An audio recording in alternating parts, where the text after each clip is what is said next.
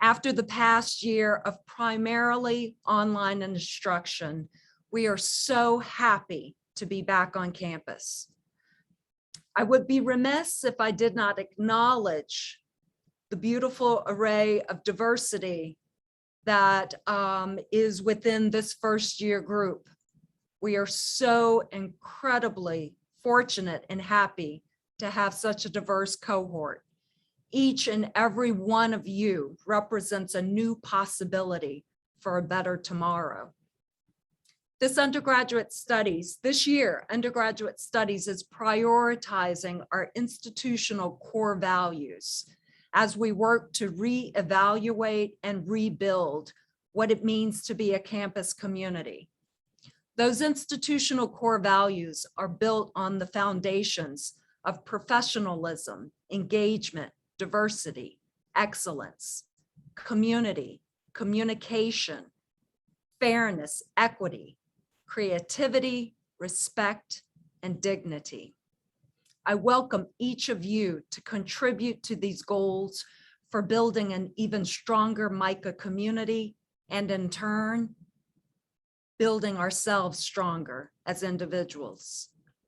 Please know that we are here to support you today as you acclimate yourself to the campus and Baltimore, and over the next 4 years as you build your creative foundation here at MICA. Again, welcome to our wonderful college, and know that personally, my door is always open to each and every one of you. I'd like now to take just a little time to briefly describe MICA's FYE Forum. MICA's Forum 1 and 2 is a year-long course sequence in the first year experience that shares a monthly guest lecture series for the entire freshman cohort. The curriculum has been constructed to emphasize DEIG, which means diversity, equity, inclusion, and globalization, with the 3 main module themes this year of identity, community, and universality. These concentrically nestled themes are grounded in self-inquiry and prioritize critically in examining our relationship from diverse and inclusive perspectives. This fall semester, we focus on honoring the teachings of our beloved Fletcher Mackey, who passed away recently, and memorializing his presence by inviting MICA FYE faculty who have worked closely with him as guest speakers. We also invite our new to MICA Forum faculty members to present as thriving artists, creating work within these main themes. A few of your other guests this semester are multidisciplinary artist educator Cindy Chang, social change activist and director for the Office of Creative Citizenship, Abby Nienhouse, and printmaker, painter, educator, Latoya Hobbs. Today's opening event brings 2 dynamic artists that I am just so excited to introduce you to. Angela N. Carroll, an artist activist, a purveyor, and an investigator of art history and culture. She's a contributing writer for Hyperallergic, Sugarcane Magazine, Black Art in America, Black Arts, BmoreArt, just to name a few. And Eduardo Corral, AKA, and forgive me, Eduardo, if I mispronounce this, I'm gonna do my best. AKA love. I'm gonna mess it up. So I will actually let our Eduardo introduce his AKA to you. But anyway, he's an illustrator, interdisciplinary artist, and graphic designer, born in the industrial city of Monterrey, Mexico. His work is based on an ideology that sees the artist as a brand, which is accomplished as a palpable awareness of the investigation between illustration, arts, and design creative branches. These 2 artists are amazingly creative, talented, and you are in for an enormous treat today.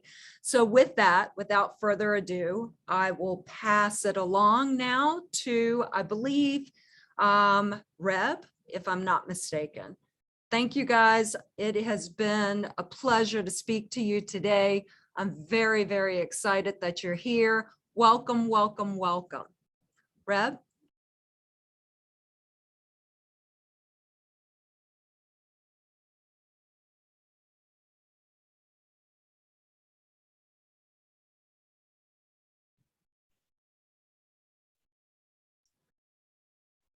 Hey everyone, we're actually gonna hand it right off to Angela Carroll, and she'll start with her presentation. Angela, thank you so much for being here. Okay, hey everyone, my name is Angela N. Carroll, and I'm gonna go ahead and just share my screen.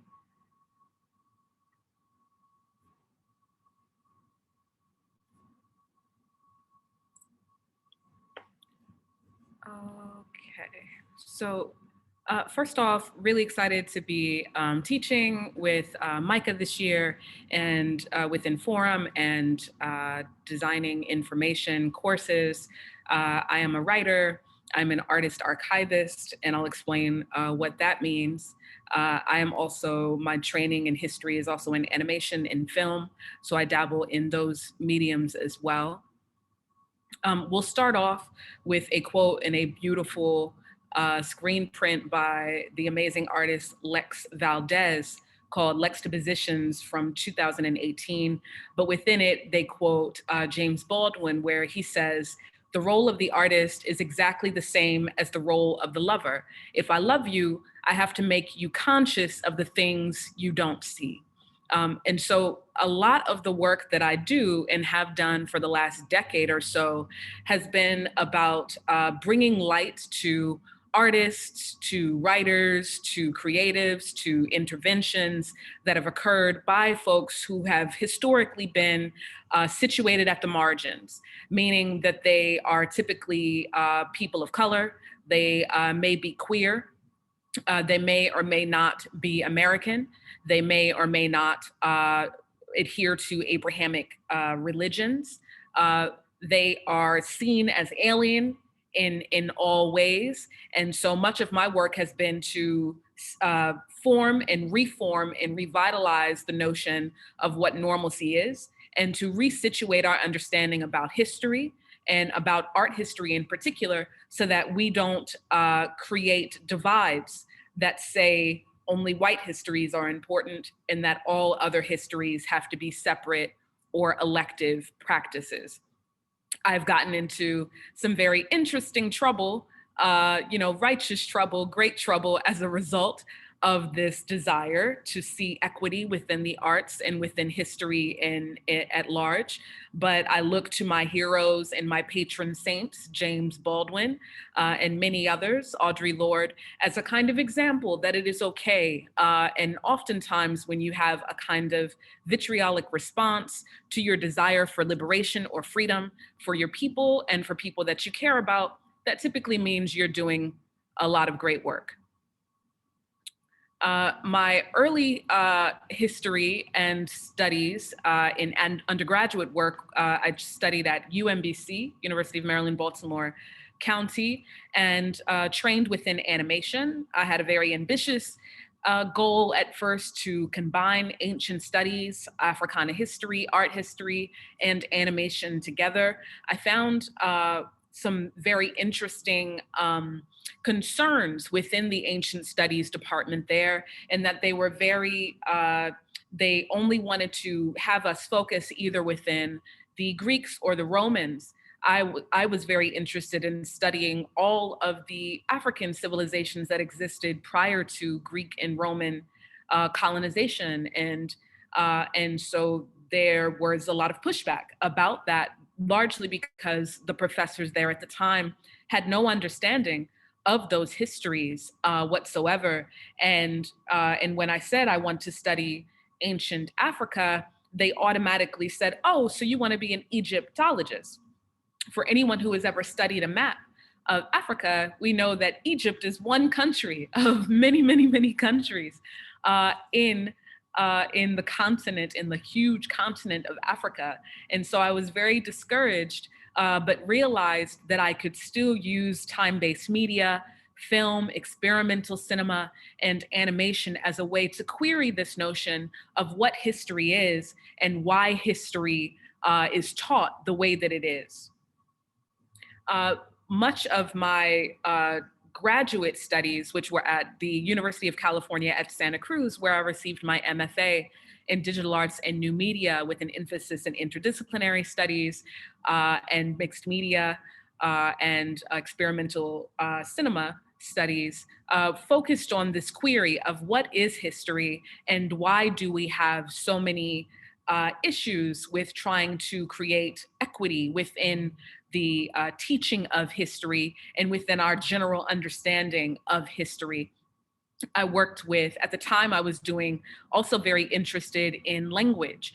And so I was working with spoken word artists, and there was a collective of poets and performance artists on UC Santa Cruz's campus called Rainbow. And the Rainbow Collective was a collective of queer and people of color artists and writers and poets and spoken word artists who were very interested in rupturing, again, these notions of time and space and history and whose stories could and should be forefronted. I was able to work with some extraordinary poets at the time who were each from their own particular identities, thinking about and troubling what history was and what their relationship to it was. The result was a series of short films called Her Story. And Her Story situated artists. One artist was Japanese, one artist was Chinese, one artist was Chicana or Mexican American. And each of these artists considered and thought about and queried and troubled how they themselves had to understand history, largely through digging through their own archives, their family archives, to figure out who they were in relationship to how America saw them, right? Which was a really beautiful experiment. And then through using largely After Effects, as well as some 3D software like Maya and 3D Max and some Blender, we were able to recreate these dreamscapes, these landscapes, to help us understand what our histories were. This is a screenshot or still from the one that was about my personal history, called Her Story 1, dealing with the ways in which we feel alienated, even within our own countries, also dealing with surveillance culture and the normalization of surveillance culture against people who fight for equity and who fight for liberation. When I was in California, I lived in Oakland, California for many, many years.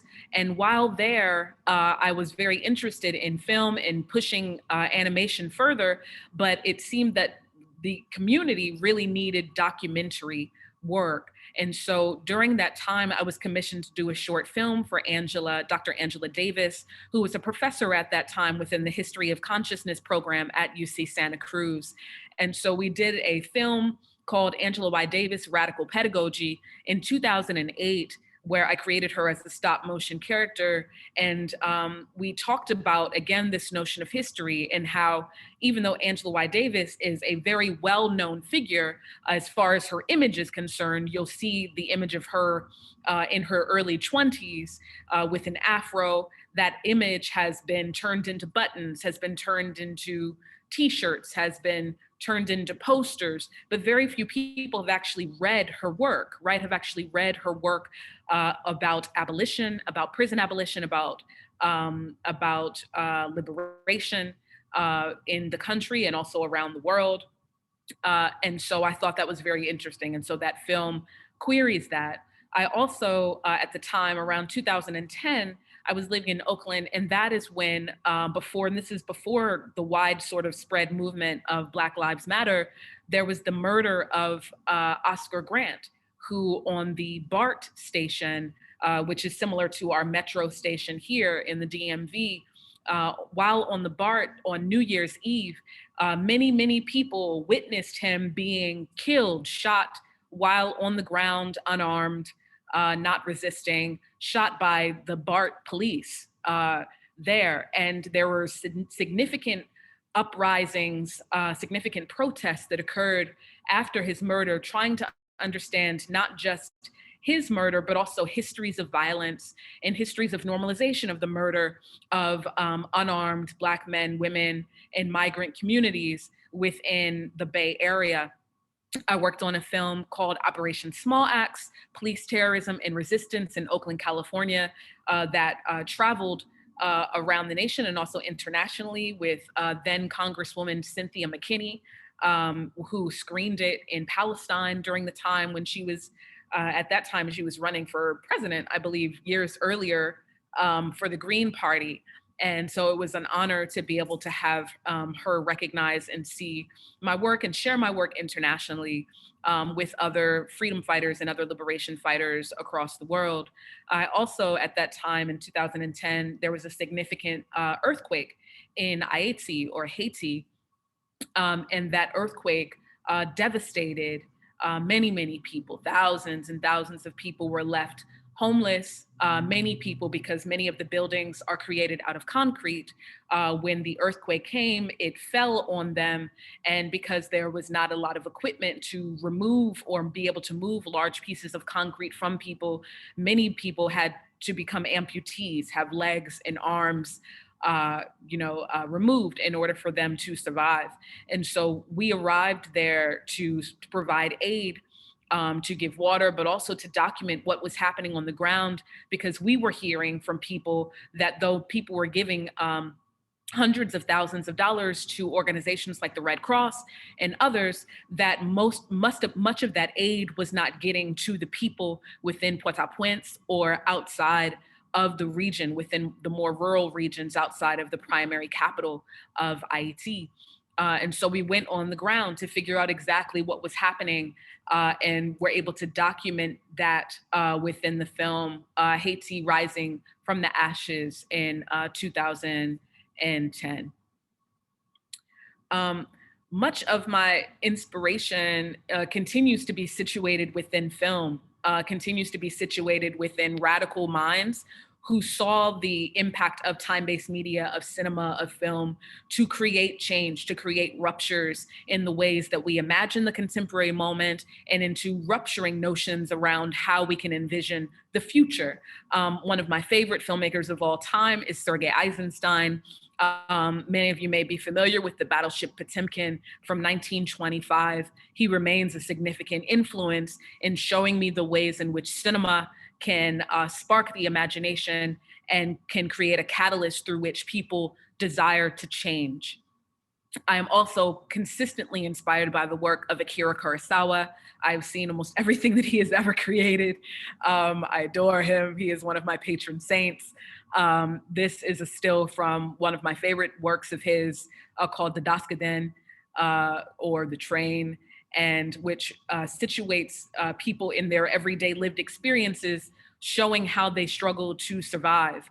At this time and before understanding Kurosawa, and particularly within the American context, we learned very early on to segregate people and people's experiences so that we only have one understanding in our imaginaries about who struggles and who is worthy of prospering. Watching international cinema helped me to expand my imagination and to understand the facade that only certain populations struggle while others, and only certain populations, can be prosperous. I'm also very inspired by many of the filmmakers from the LA Rebellion.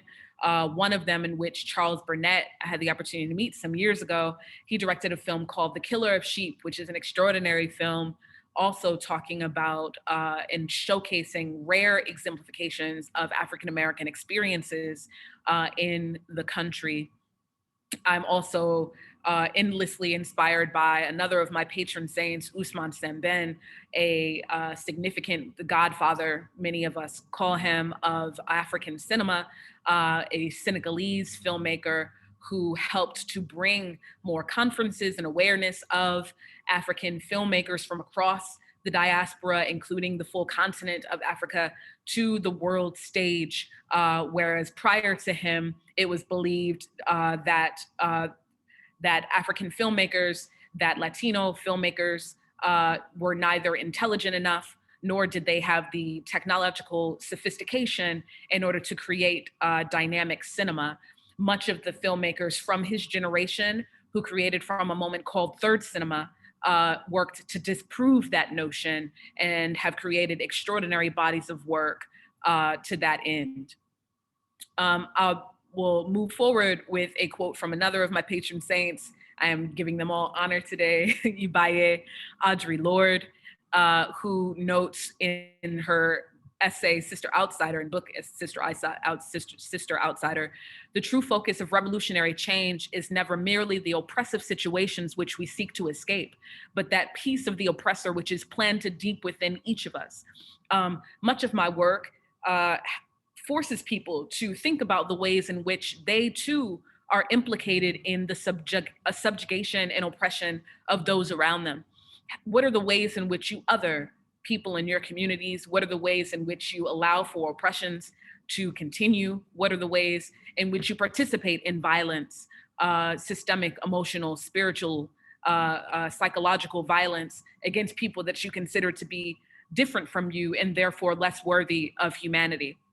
It is important that we do this work of querying, do this work of troubling, so that we can work towards a collective liberation.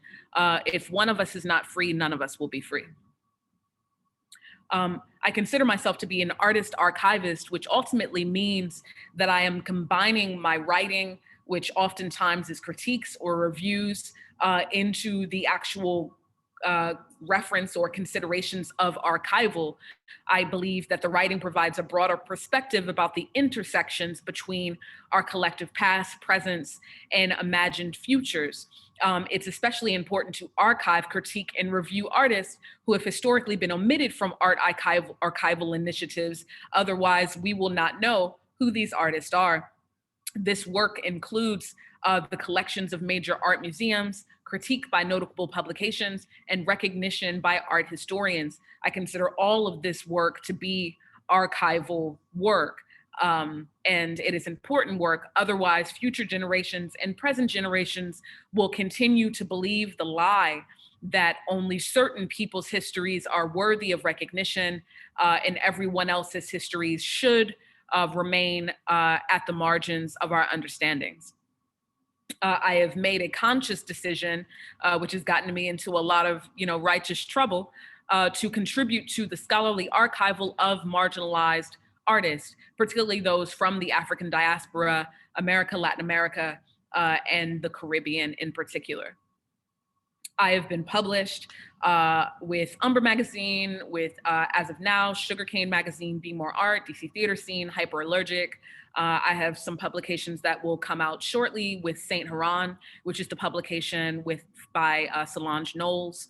I also have a publication of my own, a catalog called Exploring Presence, African American Artists in the Upper South, which represents the last 3 years of research that I've done to make sure that unsung African American elder artists who are based within the DC, Maryland, and Virginia region, with the emphasis on DC and Baltimore, get the recognition that they deserve. There are 10 artists in total.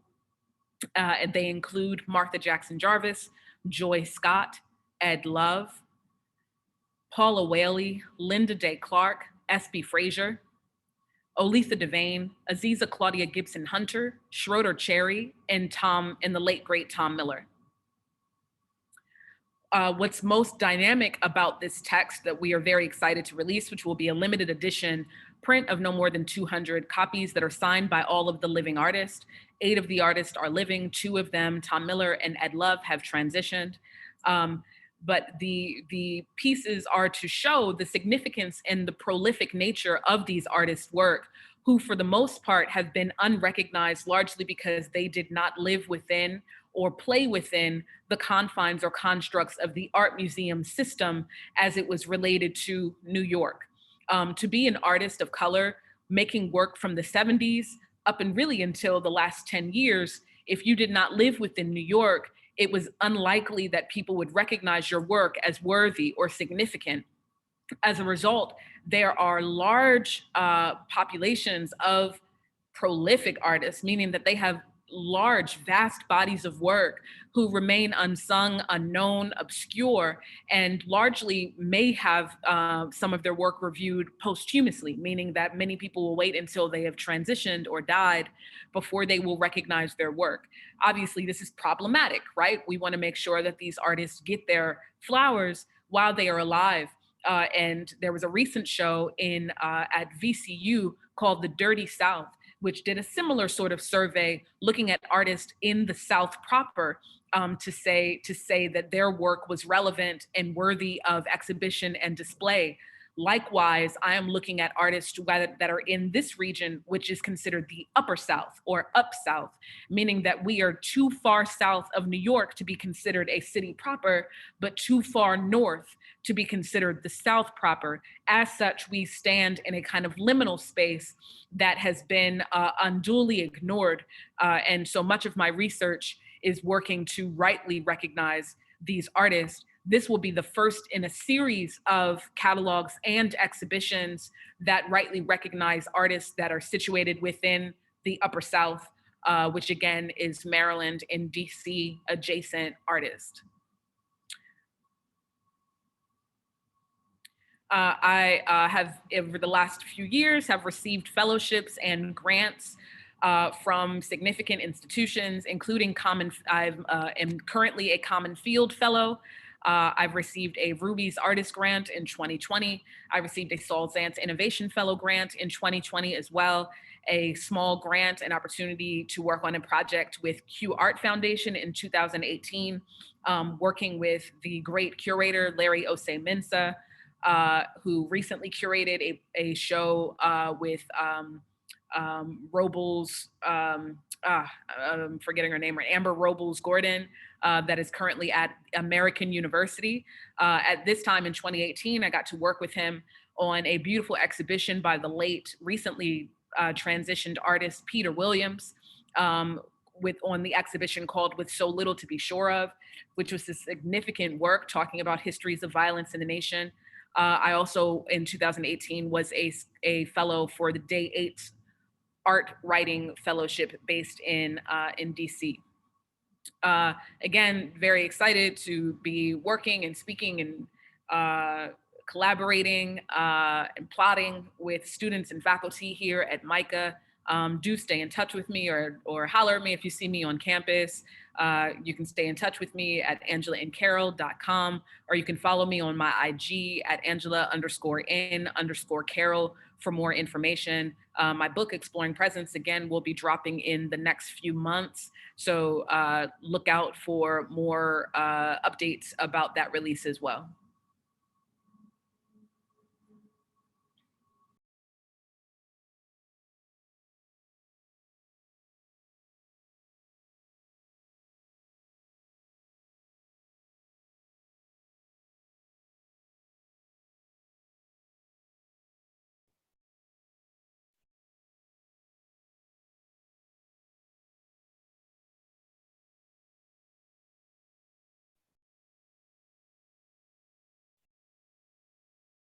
Angela, should I go next?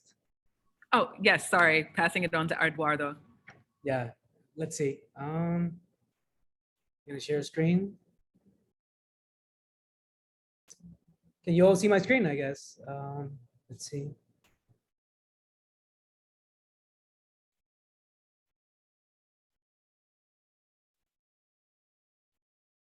Can you hear me all right? Awesome. So I will try to go as quickly as possible, but okay, so hello everyone. Muy buenas tardes a todos. Mi nombre es Eduardo Corral. And bueno, la razón por la que estoy hablando español es porque tenemos un tema de identidad, entre otras cosas. So for whoever doesn't speak Spanish, my name is Eduardo Corral, and I'm from Mexico, and I will talk a little bit about, I guess, my last project. And I will confess that I had like the hardest time. I was like hoping to finish this like in a full week of work of how can I say this, I guess.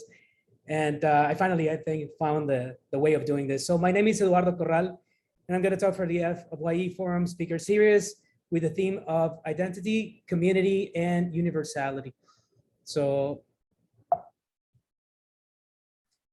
My, I guess, artistic name is TLaloC. That's the way you pronounce it, Colette. And that's the way I go by in the, I guess, in the art world. So I am an artist, illustrator, and graphic designer. And I guess I need to point out, like, I guess, just for everyone to like know where it is, like this is United States.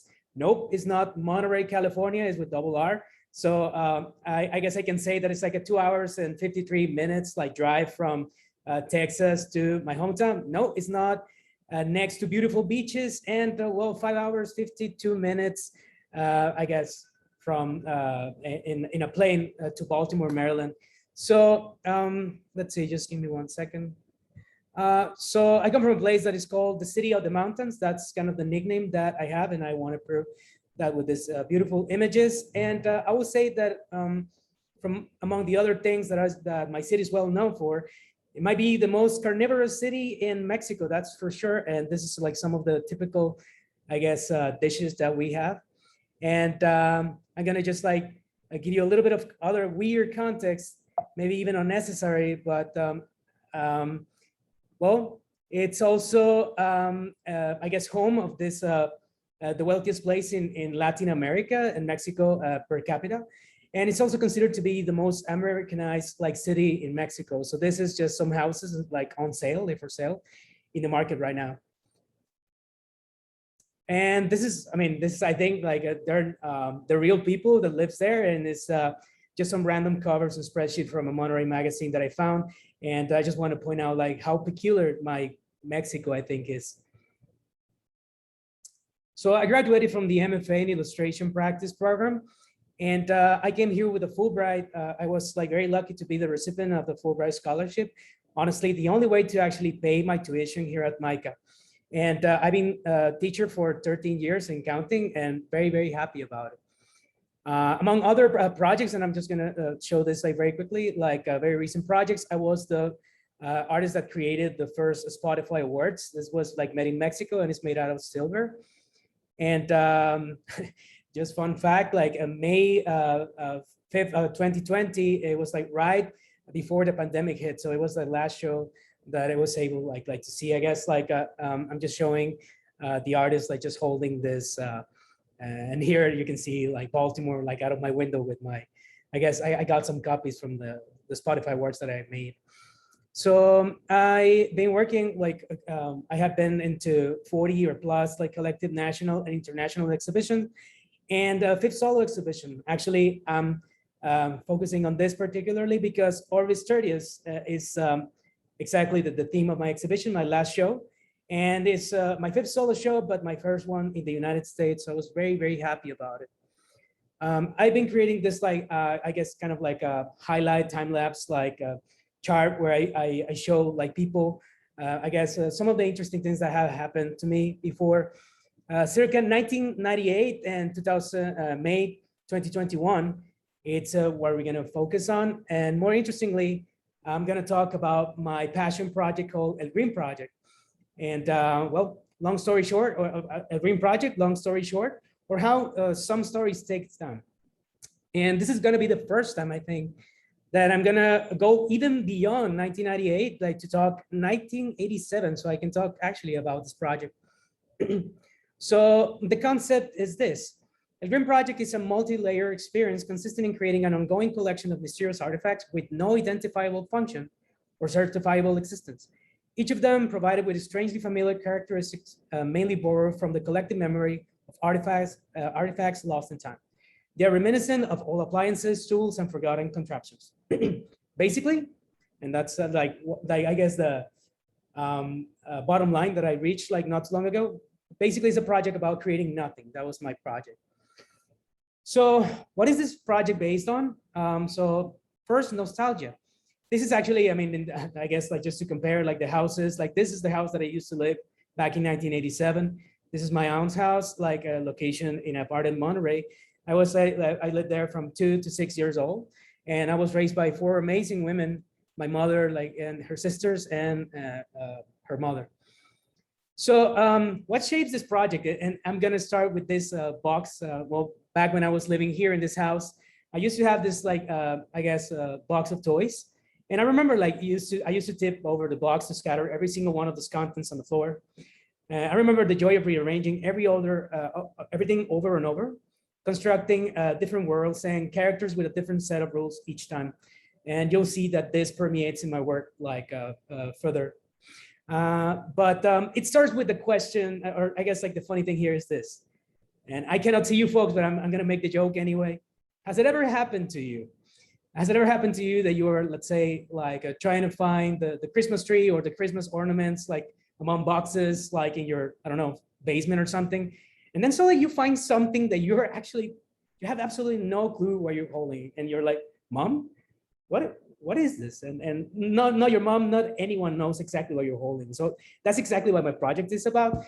And I'm just gonna continue quickly. These are actually my toys. I mean, some of the toys that I can remember. I mean, I cannot see your faces, but if you're laughing of my third, like, I guess, toy, which is like, I know it's a juicer. Well, I'm going to challenge you with this like notion, and that is part of my whole project, which is like, and the other thing that is important in my project is reinterpretation. And I use this like through identifiers gathered from memory. So in that case, I mean, I think this is a very clear example of how this, like, which started as a juicer, at least in my 2-year-old, like 5 or like a year-old, like head or brain, it could be like perfectly like a UFO or something. So the funny thing, and this is, I think, the funniest thing in that memory, is that I used to have an actual toy, but back in the day, I was like so weirded out of what it was. I mean, like, when I was looking at it, I had like no clue whatsoever what to do with it. So it was not really a toy. It was the most mysterious artifact in my whole like cardboard box. So one of the things that I wanted to like create with this project, I think, is the possibility to contain it in a tangible form. What do I mean by it? How can I replicate the sense of strangeness? That's, I guess, like the base core of my project. So I guess like at some point I realized that I can give shape to the strangest object on Earth. I mean, by creating one or like many weird objects. So another thing is the fascination of the unknown and the obsolescence of things. As you can see, like, I can guarantee you, I can actually like bet you money that you have no clue of any of these objects that are here on the screen. Where are they? And I think that's, I think, the lovely or the cool thing about, I guess, the curiosity with the unknown. What else shapes my project? Secret languages and mysterious symbols of my childhood. As you can see here, these were like other sources of inspiration. And all my life, I know right now as a graphic designer that those are logos. But back in the day, I was like so kind of weirded out or like surprised about these like weird elements that they were, I guess, on places. Actually, I'm highlighting this like salt and pepper, like old, very, very old shakers, because like my aunt used to have them and still have them, if you can believe it. So the strangest object that started all. So if I retrace my steps, this starts with this particular object here that you can see on screen. I found this circa 1998. This is like a sheet of paper trying to replicate this, I guess, like a so-called like created weird, strangely weird artifacts. And as you can see, I was actually even like creating the logo back in the day, which is el green, that actually stayed. It doesn't mean actually absolutely anything, like coming from a Spanish-speaking country, but I just like the way like I guess the letters flow, and it stayed. So I'm just like highlighting some of these because I want to show you that around 1998 and 2005, when I was working at the newspaper back in Monterey, I was actually like, when I was like working with Adobe Illustrator, I started to like put some color and more, I guess, identity to them. So as you can see, like my intention was like to make them look like plastic, some sort, and I was actually naming them with just weird names, just I guess for fun. At some point, I started to develop like unique taxonomies like on them in order to control the universe, create your own rules and understand them. And in the same way you have like, I don't know, plants or animals like with like classification, I started giving classifications to all these artifacts. At some point, and it was like one of my favorite things that happened to him, is that people started asking like, where are they? So I guess I was just like giving the option like for people to tell me what they were. And I'm highlighting this one here that one of my friends told me that looks like a cricket organizer. And I thought that was genius. So yes, that's a cricket organizer for you folks. So one of the things that I noticed or I imagine about my project is like the autonomy that you can give to a project is what makes it universal. And if I let people own it and make it grow, is what can actually like make more sense about it, like from something that doesn't make any sense like from the beginning. So if I continue, I even at some point created this slogan with like, I guess like 50s kind of like aesthetic saying, what is it? And why do I love it so much? I mean, almost like giving this like sense of like weirdness to it. Well, at some point I realized that after creating too many nothings, right? My idea is to create nothing. I created by consequence something. And I don't know if you're gonna get the joke like some people do if you're familiar with this, but one of the things that I realized, if you're familiar with Rick and Morty, is that I've been creating plumbuses all my life. So I'm gonna play the video, but just for the record, it's kind of like a running joke of an object that doesn't exist or doesn't make any sense. And I just realized that it's exactly what I've been doing since, I don't know, like the beginning of time. Well, then after a moment, I realized that there was like an accidental inspiration in my work. So I started with the strange objects, but then I started to think, what about the strange places where they live? So this was like almost like an accident in former Yugoslavia, forgotten monuments, or the day I was introduced to brutalist architecture. One of my friends was telling me like, dude, have you seen this like architecture? It kind of remind me of your objects. And as soon as I saw this one that I'm like, I guess like putting this like arrows into, I was like thinking, wait, what? I've been doing brutalism all this time, so I didn't even know about it. So I thought it was the funniest thing. So I just like capitalized on that, I think. This was my first like architectural like illustration that I created as a tribute to this, and I call it the 9 Colossuses. I did it when I was here at MICA, and part of my thesis, or I guess part of my exploration. That was 2012. 2 years passed, as soon as I was like reaching thesis, this was kind of like a more mature version that I call Las Fábricas, which was part of my thesis, just part of my thesis, because it was like so many parts of the thesis. And I call it 2014 isometric law, because I realized of how important isometry could be for my projects. As you can see, I was the same way I was showing you this, like, I guess, logos in my, I guess, childhood. I started to, like, I guess, adapt the symbols to my universes just to make them more concrete. At some point, I even created this like weird character that I call El Señor Tube, which is basically like Mr. Tube, or it's just like a tube head person. And I call it almost like just to, I guess, rationalize my project, almost like the Mickey Mouse of my Disneyland, right? So at some point, like, and just to show you, these are my notes, and this just like started from this, I guess, just weird doodle that I created. And then I guess if I fast forward like way afterwards, I started like developing this character like over and over. So there was another moment here. This is after MICA. I call this the critique day. And this, I was thinking like the people that inhabit this peculiar universe. So this was my first time my architectural explorations found their habitants. So strange objects, strange places, strange people, right? Now I'm highlighting this here, like just for you to notice that I've been creating this like kind of like symbols that repeats on my work, like over and over. So if I continue, I was like so lucky. These people were my heroes, like back in 2000 and I don't know, before 2010. And in 2016, I was so lucky that I was able like to be on the first Pictoplasma class, like that it was taking place in Mexico. They used to just do that in Berlin. But then as soon as they went to Mexico, I applied and I was like able to be here. And it's basically like a creation of characters type of, I guess, institution, let's say. And I was very happy in this, like, it was like a 5-day workshop. I was actually able like to make El Señor Tube like by hand. This was like, I guess my second or third like ever done like sculpture in my life. So I thought it was very cool. And I guess like this, like further, like this is the most refined like version of it. For whoever all my students are like taking my FYF like class, this is the type of like approach that we think of the, I guess, limited edition, right? So at some point, 2017, I mean, way long after I graduated from MICA, well, not long, but I started creating this like brutalist series just to like, I guess, continue with this project or exploration of like city landscapes. And as you can see, like I started to put El Señor Tube in all of them, like almost like a, I guess just like the person that controls like the whole universe. I created this like, I guess like print, 4 colors. And this, I guess the cool thing about it is that you can actually like rotate it in any way and it's gonna make sense. As you can see, like people walking in like different dimensions. Later on, and this is the most important, I think, moment, I call it the Eureka moment.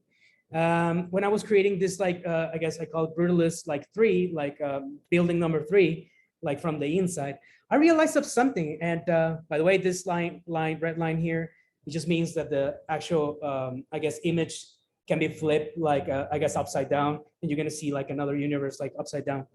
So my Eureka moment was this, and please follow me on this one. I was thinking, where have I seen this before? So, I mean, these are zoom ins from like all these characters, like kind of like, I guess, moving levers and just like pushing buttons.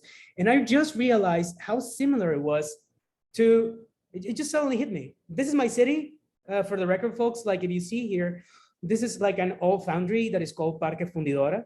I mean, in your left, you can see like, I guess, the newer version of it. But on your right, you can see like the history of it, like all this, I can almost, or rust, like full of rust, like everything like completely destroyed, or like, I guess, like, and I could see this every day when I was driving like to my house. These are like some historical like images like that you can actually see from this. And I want you to pay attention to the first image in particular. And I just realized that I was like replicating this, I guess, just like workers, like working in this gigantic factory. So as you can see here, El Señor Tube approves.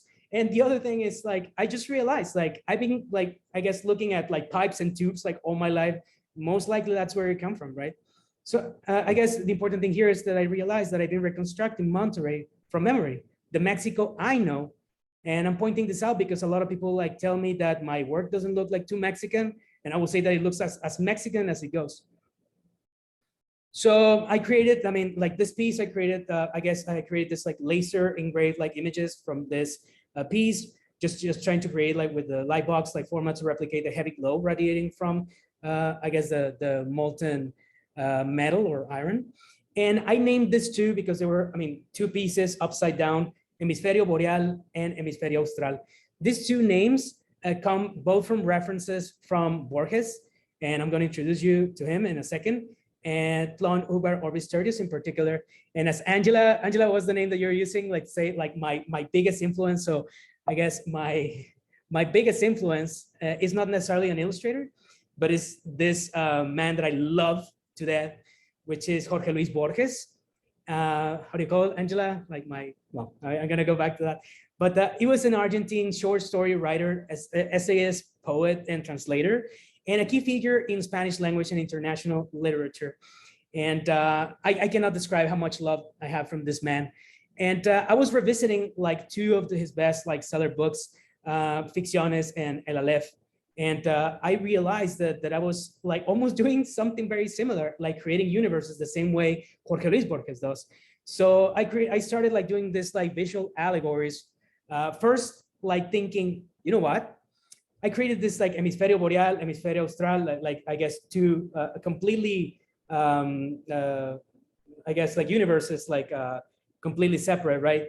So then I was thinking, what is the type of alphabet that they use? So I started creating, you know, like the way they speak or like the way they write, strange objects, strange places, strange people, strange languages. So this is where I started to like capitalize on this. And then after a while, I was thinking, well, what if those objects can be channeled like via, I don't know, Robert Indiana, that like, you know, remember like big like numbers and whatnot, like can I do something similar? So as you can see here are like this, I guess like lamps that are like basically letters or symbol that I don't even know what they are.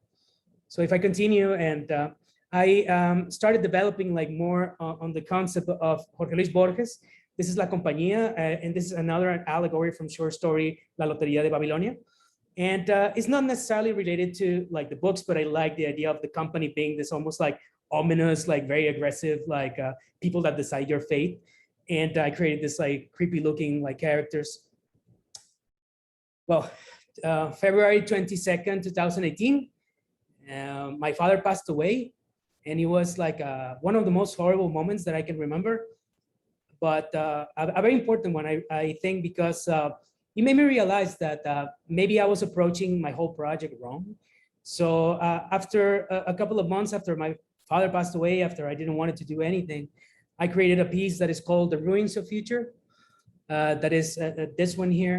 And again, channelizing again my city, where you can see all these people thriving. And at some point, some sort of cataclysm like came and completely destroyed the whole universe. And I want you to see that El Señor Tube is there just like sitting down as the only survivor of this. Well, I realized that I've been portraying my work wrong, like all the time. I guess I was like, creating it very pristine, very beautiful. And that was not necessarily the case. If all my project is about creating objects that are like forgotten in time, I was forgetting the forgottenness, right? So it was a sad moment, but a very important one afterwards. I went back to Borges. So I created this tribute directly to Borges. And this is an absolute like tribute because if you read the story, La Biblioteca de Babel is exactly literal like depiction of this, of course, with my aesthetic. I continue this with another piece, with another short story from Borges called El Zaire, about this character that like, I guess falls into the spell of like an object, and then he cannot think of anything else but this. And as you can see, like there's more grit into the projects now. And finally, this one here, Funes el Memorioso, which tells the story about this guy that has like amazing memory, but after falling into from a horse and having a very bad like head injury, like I guess like gets the curse, or who knows, of remembering absolutely everything, past and future. So continuing, I want to say something important, that all these images, and this is finally where we're going, these are the images that gave shape to my last solo show. All this, from all the images, I won all these awards, and I was so happy to think that my illustration was like finally like being recognized. So all this been like, I guess, awards that I've been awarded. And I'm gonna tell you the story of my last solo exhibition that took place here in Baltimore, which is called Orbis Tertius, Flyer to Janger.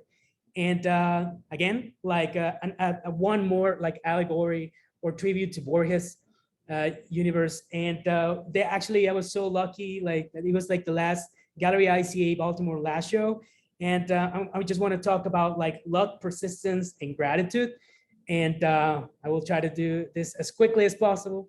But this is Gallery ICA. At some point when I was pitching my project, like I remember like Lou Joseph and their team were looking at my work when someone, I remember, like, I don't remember the name, but someone said, he should use the other space. And I was saying like, what other space? For whoever knows, like Gallery ICA is already a very big like place. But I mean, and this is, I hope I did a good job to document like my field when then they, I guess, show me what the other space was. So this is, I will call it the portal to the backspace. Sorry about that. This is the backspace. So I was looking at it and I was like, wait, what? I mean, like, is this been all here, like here all the time? And it's actually like 2 or 3 times like bigger than the actual exhibition space. Can I use this? I mean, and this phase that I'm like putting here is not a stretch, believe me. I was like feeling like that. And a couple of more months, like I guess passed, and this they showed me like, they were saying like, oh, by the way, you know that we have like another like spaces. So I was like, what do you mean? Like, so they have a basement, a forbidden room. I call it a forbidden room, a bowling alley. And I was like, wait, what do you mean? And this was like beyond a shock, like to see like the actual gallery was connected to this like 4, 5, 8, 9, I don't know, 11 times like bigger than the actual spaces that I saw. I was like completely like floored. I couldn't believe it. This is I call it the red and blue room. It doesn't make too much sense now, but I want you to see like the texture. It was just unreal. The bowling alley. No, I can't even like say that I was almost this close to cry of like how excited I was when I was looking at this. And this comes like a very heartbreaking moment when they say, oh, by the way, every single thing there is off limits. So I was feeling like horrible. And honestly, I couldn't sleep. I was thinking, I need to use them. I mean, it's almost like so perfect. So I said, you know what? I created this gigantic, I guess, planes or architectural like planes of like the whole exhibition space.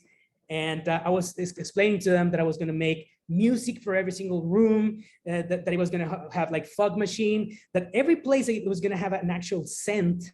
I mean, so it was going to smell like something.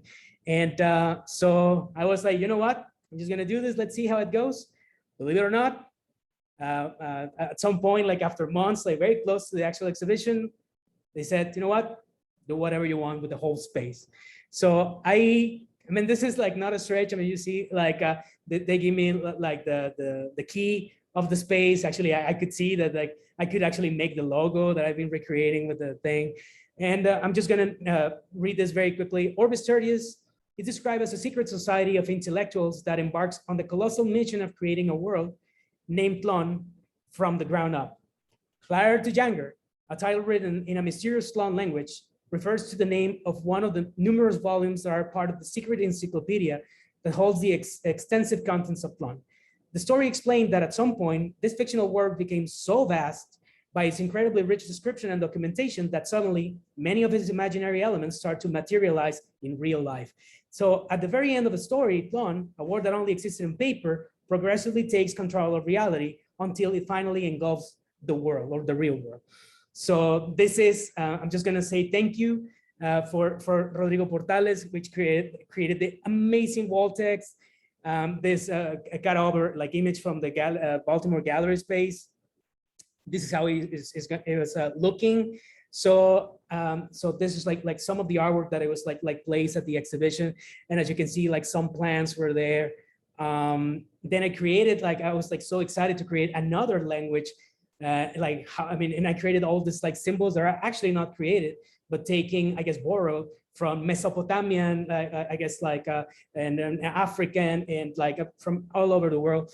At some point, Helene Choi, which is an amazing teacher at MICA and graphic design, and also my roommate, like helped me like to create this like animated version of it. It was amazing.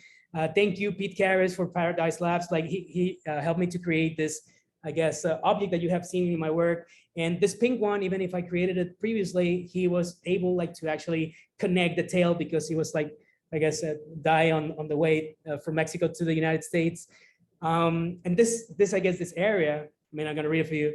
This immersive experience invites the viewer to dive into a world that seems to have devoured the construction of the gallery itself, even transgressing its limits. Its presence bleed through to places outside the gallery, sometimes even opening portals to spaces never seen before. So as you can see, like we collected a lot of trees, a lot of dead trees, by the way. They were like cutting the branches, so I collect them all. And this place, like it was like welcoming you with all this, like, and people were telling me like, where do you got all these trees? It was amazing. Like the experience was like otherworldly. Thank you, Braulio Dominguez, for helping me to create this animated like version of this like objects in the wall that they were like projected in a big, I guess, wall. And what do you know? This inflatable I created in 2014 for part of my thesis, and it was here, it was back. Miguel Sutton, and I'm gonna hate this moment because I'm just gonna say like this. He created the music for the whole exhibition. He's my hero. Every person that I was like going to the gallery was like freaking out, like, what is this music? Like the most terrifying thing, he created the whole thing for every space. I love him to death.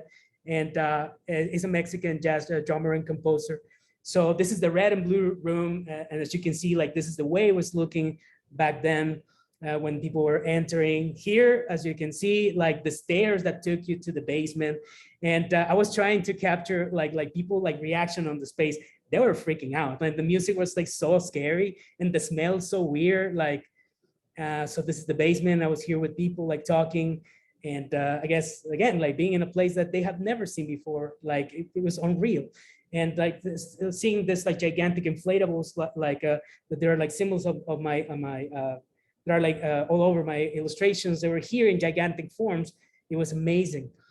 Finally, like Andrew Paul Kiefer, taking photos of this bowling alley. Amazing, like how it looks like so creepy. Believe it or not, Salvador Amaro and I were like my friend from Mexico. He helped me to, I guess, like I was saying, it would be so cool to have this character that I created, Funes. So from Mexico and from the United States, we were like doing this thing until like, I guess this was the result of the character. And Kirsten, Justin documenting the work. Thank you. And finally, the Forbidden Room at the basement with Nate Larson photography. creating one of the most amazing like photos I have ever had like for my work. And yeah, long story short, sometimes a story takes time to be told. So be patient, and thank you all.